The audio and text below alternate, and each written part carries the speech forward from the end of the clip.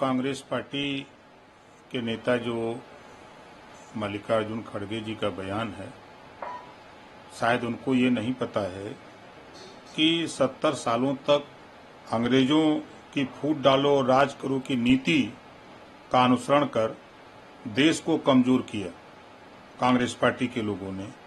वे साधु संतों पर टिप्पणी करने का अधिकार खो चुके हैं।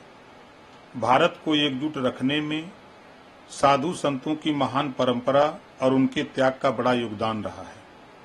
गेरुआ वस्त्र त्याग और बलिदान का प्रतीक है और योगी आदित्यनाथ जी ने इस संन्यास की भावना के साथ प्रदेश की सेवा का संकल्प लिया है। आदरणीय प्रधानमंत्री जी श्री नरेंद्र मोदी जी के मार्गदर्शन और मुख्यमंत्री योगी आदित्यनाथ जी के नेतृत्व में आज उत्तर प्रदेश उत्तम प्रदेश बनकर उभरा है। डबल इंजन सरकार की लोक कल्याणकारी योजनाओं का लाभ बिना किसी भेदभाव समाज के हर तबके को मिल रहा है।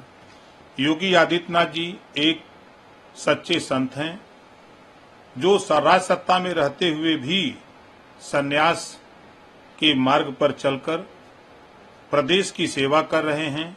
उन्होंने कभी भी सत्ता के प्रलोभन में फंसकर सत्ता का दुरुपयोग नहीं किया है। योगी जी लगातार समाज के सभी वर्गों को साथ लाने का प्रयास कर रहे हैं। उनका संदेश है, बंटोगे तो कटोगे, यानी समाज में विभाजन से सभी का नुकसान ही होगा।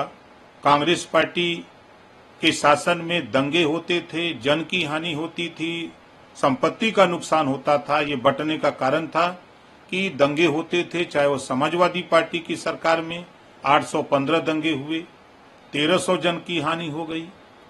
उसी बात को योगी जी कह रहे हैं, कटोगे बंटोगे तो कटोगे आपस में लड़ करके। तो कांग्रेस के लोगों को बुरा लग रहा है। कांग्रेस पार्टी ने हमेशा जाति, धर्म, मजहब और भाषा के नाम पर लोगों को बांटकर अपनी राजनीतिक रोटी सेकी है। योगी जी एक सच्चे सेवक की तरह प्रदेश की जनता के लिए समर्पित हैं।